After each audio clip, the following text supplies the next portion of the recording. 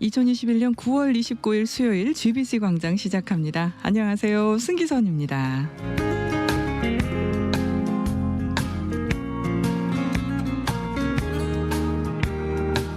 낯선 이국 땅에서 선교하고 계시는 많은 선교사님들이 계시죠.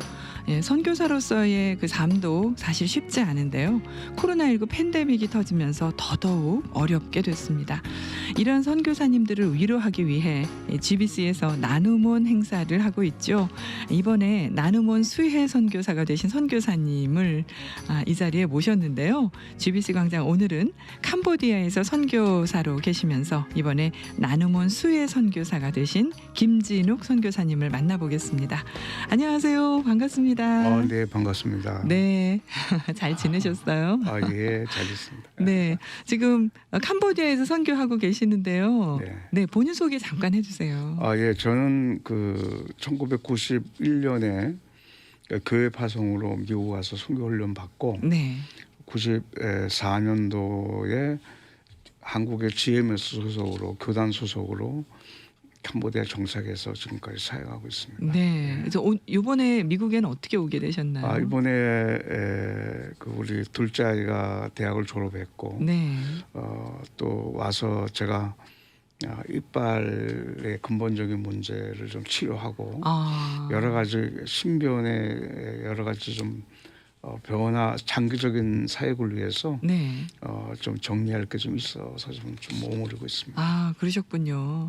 지금 지난번에도 한번 출연을 하셨어요, 그렇죠? 네, 지난번 불러주셔서. 예. 네, 근데 오늘 또 한번 나오게 되셨는데요. 네. 오늘 더군다나 치료도 받고 오셨다면서요. 이 네. 치아 네. 치료. 위가 제가 1994년에 가서 네.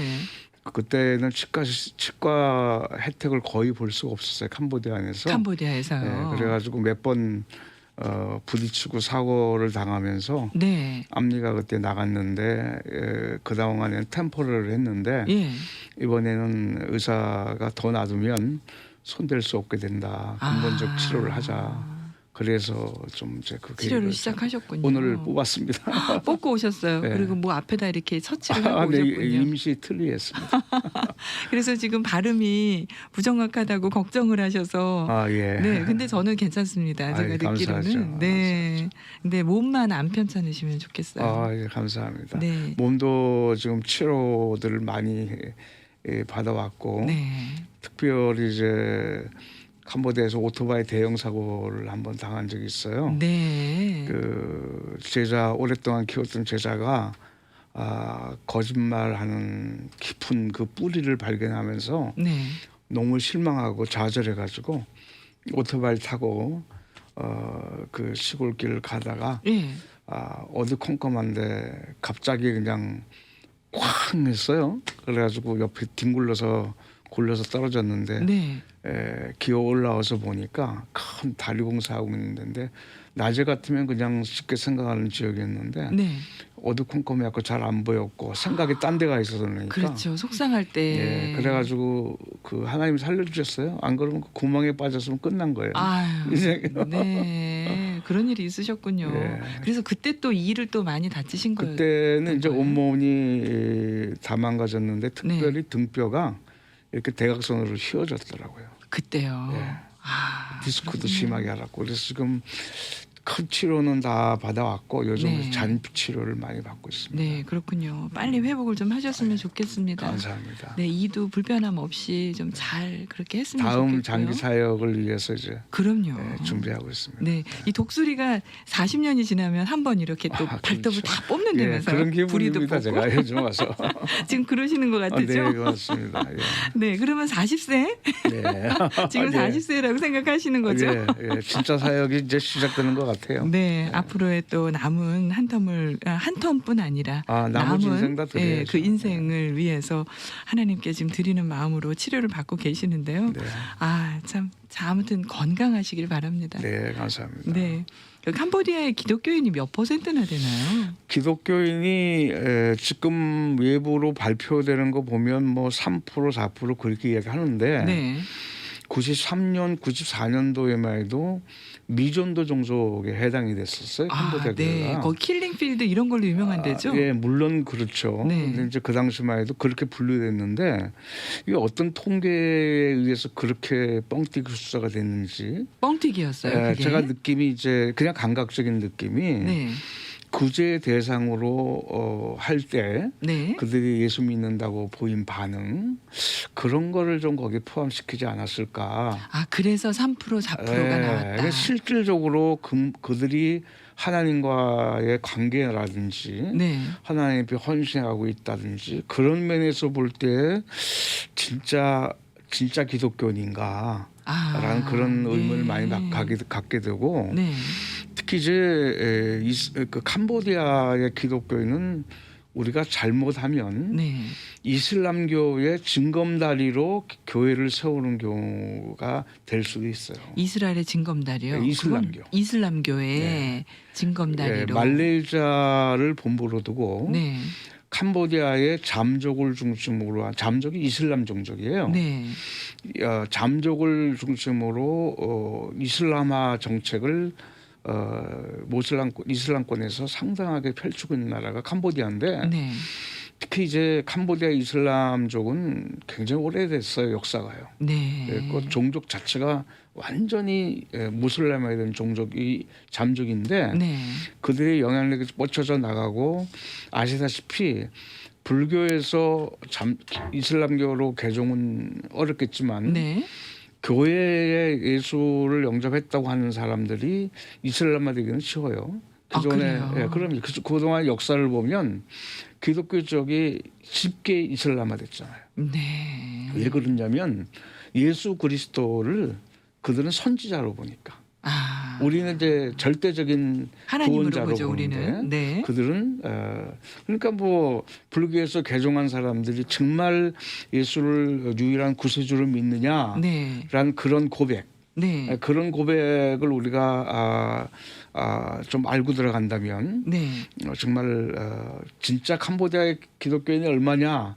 라는 부분을 우리가 다시 한번 생각해 볼 게 많죠. 네, 그렇군요. 그러니까 선교사님이 보시는 그 시야에서는 기독교인이 3%도 안 된다라는 그렇게 거죠. 안 된다고 봐요. 실질적으로는 저는. 슬픈 얘기네요. 저기 그 감각적인 경험이에요. 뭐 통계를 가지고 하는 건 아니고요. 네, 그렇군요. 그러면 그런 척박한 곳에 네. 사실 척박한 곳이잖아요. 뭐 삶의 환경도 그렇고 선교사님들이 고생 많이 하시죠. 왜냐하면 그들이 진짜로 개종하는 거는 진짜로 하나님의 사람 되는 거는 어려우니까. 네. 껍데기로는 뭐 그렇게 반응 보이지만 그러니까 실제 그 우리 선교사님들이 마음에 고생이 심해요. 그러시겠어요. 정말 심합니다. 그러니까 이런 그냥 멕시코나 이런 데보다 훨씬 더 어려운 상황이에요. 마음 고생이 심해요. 그렇죠? 선교사님들이. 네. 그러면 이제 한국에서라든지 미국에서라든지 이렇게 그 선교사님들을 위해서 어떻게 도움의 손길을 보내잖아요. 네네. 그러면 우리 한국 이 커뮤니티가 이 한국 교회가 이제 그 캄보디아 교회에 어떤 영향력을 좀 미치면 좋을까요? 네, 우리 한국 교회는 굉장히 참 복받은 교회입니다. 그래서 캄보디아 선교하면서 제가 느끼는 거예요. 네. 느끼는데 이제 가장 큰 복이 교회를 교회답게 주님의 교회로 우리 선배 목사님들이 그렇게 헌신해서 해왔습니다. 그래서 이제 한국 교회는 건물 교회라고 보질 원래 않잖아요. 그렇죠? 네, 그럼요. 선교지에 가서 뭐 교회 몇 개 세웠냐 이렇게 하면서 선교 교회를 건물로 보기 시작했지. 네, 처음에 진짜 그랬죠. 한국 우리 성도님들은 그 생각 안 해요. 네, 지금은 그렇지 않죠. 그렇죠. 네. 근데 이제 우리 선배 목사님들이 교회의 구심력을 굉장히 강하게 세워주셨어요. 네. 그 구심력.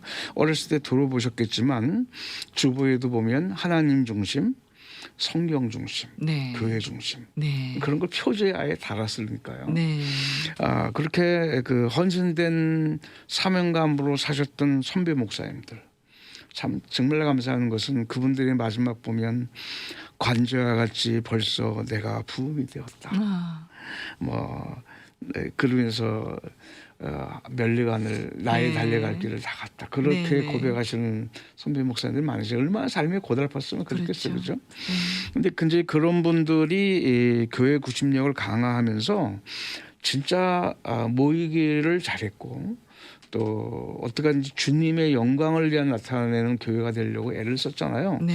이런 거에 비교하면 캄보디아 교회는 교회도 아니에요. 어떤 면에서는. 그래서 그렇게 우리 한국 말씀하시니까. 교회가 예. 밟아왔던 그런 것만 잘 우리가 추스려서 네. 캄보디아 교회의 교회다운 교회가 뭔지, 목회자다운 목회자가 뭔지, 그리고 신앙이 바른 신앙이 성경과 교회 기도 안에서 얼마나 씨름해야 하는지 네. 그것만 제대로 가르쳐 줘도요.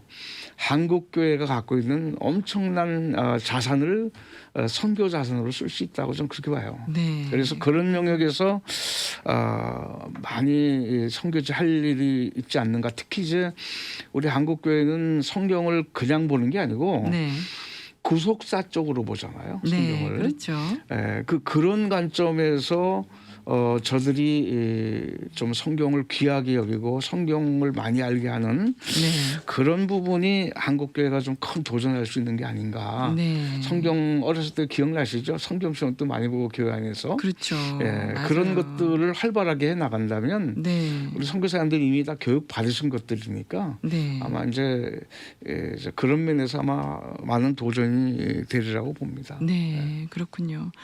자, 한국 교회가 지금 뭐 정서적으로도 사실은 지원을 좀 많이 해주셨으면 좋겠어요. 정서적으로요. 그렇죠? 네, 신앙 정서적으로. 그렇죠. 그러니까 물질적으로 물론 네. 그런 지원이 필요하겠지만 또 정서적인 지원도 굉장히 이제 중요하지 바로 그 않습니까? 부분이에요. 우리 한국 교회는 선교하면 어떻게 하든지 내게 있는 걸 털어서 그들에게 도움을 주고 싶어하는 그 하나님의 마음을 갖고 있는 그게 이제는 내게 있는 신앙 고백. 네. 내가 주님 앞에 어떻게 부서지고 변화되었는가라고 하는 그런 삶을 좀 던져주고 싶어하는 네. 그런 차원으로 우리 캄보디아 선교를 본다면 선교사님들도 편하겠죠.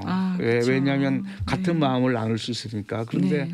자꾸 뭐 실적 위주로 이렇게 겉에 보이는 거 하면 선교사도 거기 마음이 쫓기거든요. 네. 그래서 한국 교회의 신앙생활 지금 모범되게 잘 해왔듯이 네.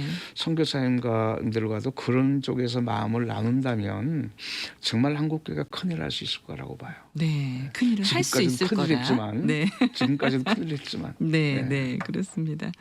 요즘 코로나 때문에 사실 많이 더 환경이 더 어려워졌죠. 네, 그거는 네. 뭐 한국 교회가 이제 그 현장에 있다 보면 특히 캄보디아 같은 경우는 네. 단기 선교 팀들이 굉장히 많이 왔어요. 네. 단기 선교들이 이제 어려운 영혼들이 변화가 어려운 지역이니까 단기 선교를 통해서 많이 동력을 얻어왔죠, 사역들이. 네. 근데 일단 뭐 단기 선교팀 자체가 올 수가 없잖아요, 이제는. 네, 네. 근데 엄밀히 따지고 보면 단기 선교는 그 참가자들의 탐문화권에 대한 훈련이지 그거를 미국식으로 따지자면 여리고성 그 두 정탐군 있지 않습니까? 네. 그런 그 치고 빠지고 하는 그런 사역이 원래 단기 선교인데 이제 캄보디아 선교도 그거를 적절하게 그 전략 개념을 가지고 하셨던 분들은 네. 아마 잘 변하게 적응하리라고 보시고 또 네. 하나는 이제 선교사 자신이 현지인 마을에 방문을 할 수가 없어요.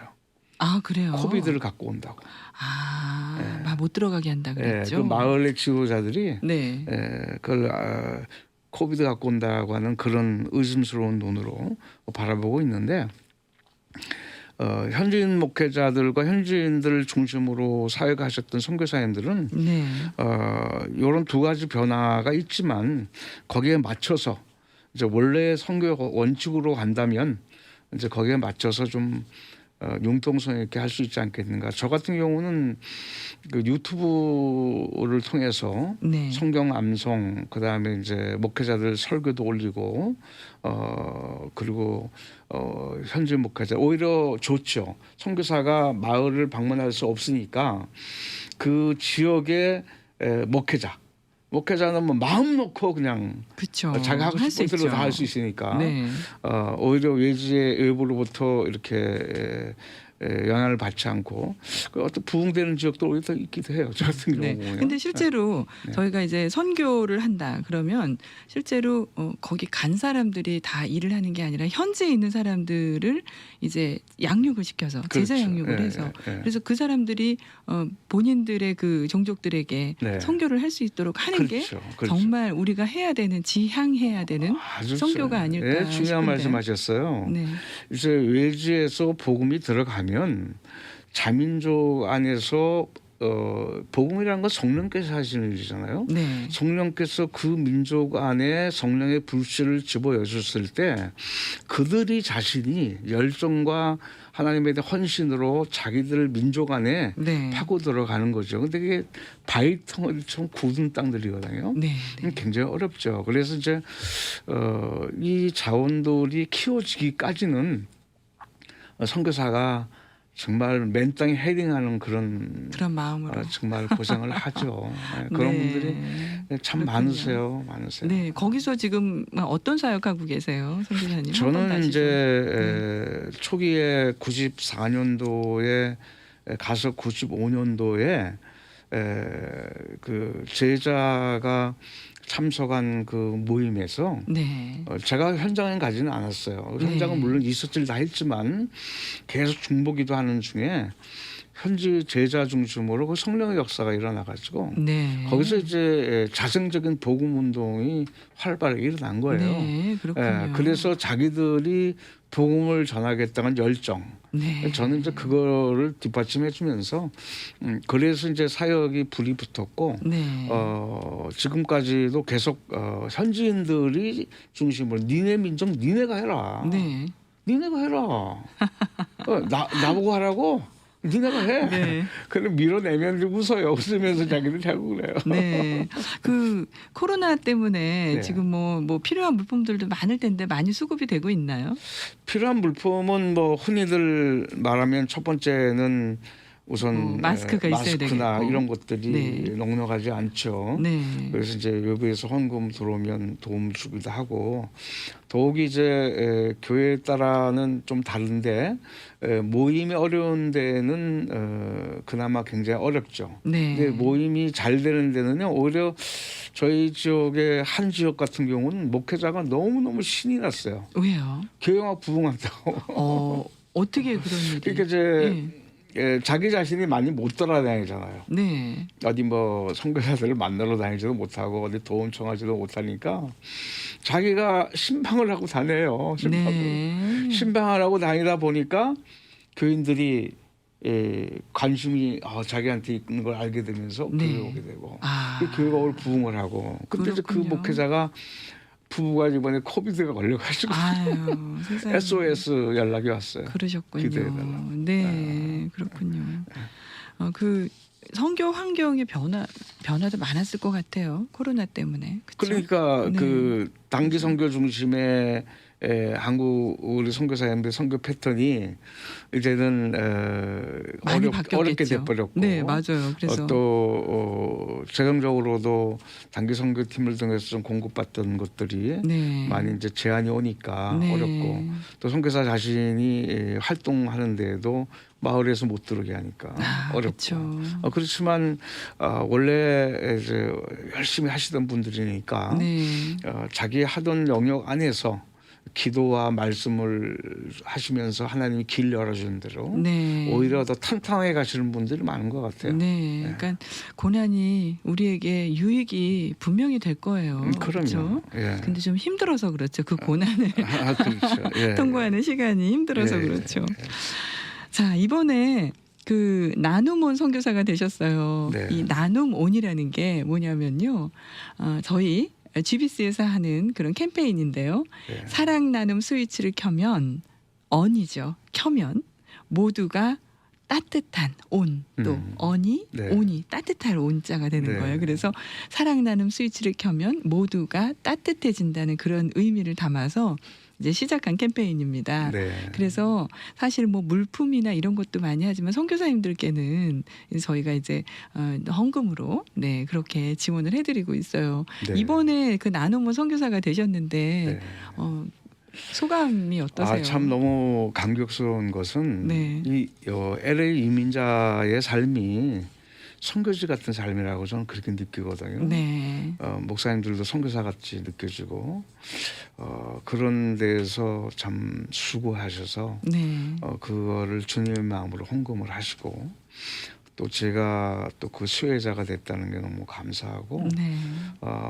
정말 제가 이분들의 사랑만큼 정말 제대로 주님께 드리고 있는지 다시 한번 돌아보는 기회가 됐습니다. 네. 너무 감사합니다. 감사하고 제가 네. 원래 방송을 거의 30년 가까운 선교 생활하면서 네. 방송에 제한이 많이 있었어요. 네. 있었는데 정말 뭐 미주봉 방송에도 여러 번 제한이 있었는데 다른 분들 훌륭하신 분들 하시라고 네. 하시라고 했는데 이번에는 참 어떤 분이 강권하셨는데 성령께서 순종하라는 마음을 주시더라고요. 네. 그래가지고 순종했는데 어떻게 제가 뭐 뽑히듯이 이렇게 뽑혔어요.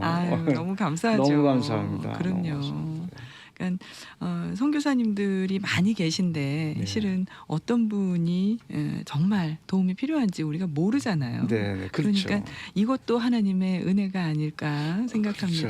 그렇죠. 네, 맞습니다. 그러니까 세상에 모든 게 사실 당연한 게 없어요. 맞습니다. 당연한 게 없고 정말 당연한 줄 알았는데 네. 가서 보니까 이게 네. 은혜더라 아, 하는 그렇죠. 그런 고백들이 요즘 많이 나오고 있잖아요. 그렇죠. 또 우연인 줄 알았는데 네. 하나님의 필연적인 계획이었다. 그쵸.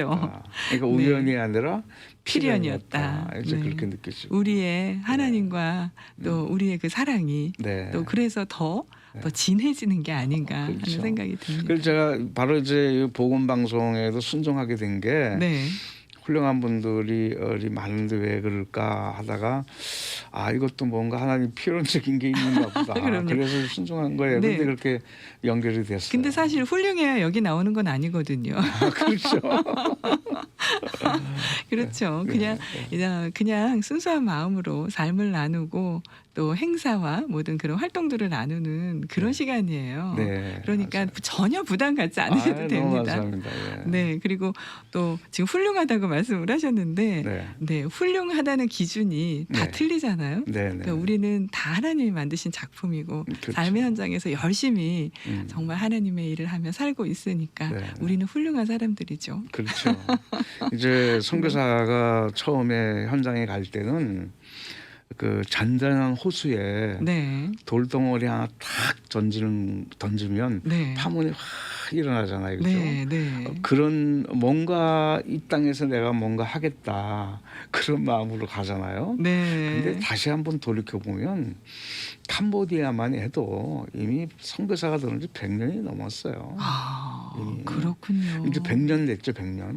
그런데도 이미 수많은 선교사들이 왔다 갔고 네, 캄보디아 영혼들을 위해서 목숨을 바친 수많은 선교사들이 있었고 네, 다 잔장호수에 돌을 던지듯이 가셨겠죠. 네. 근데 이제 호수 밑에 다 가라앉아 있는 거죠. 안 보이는 거죠.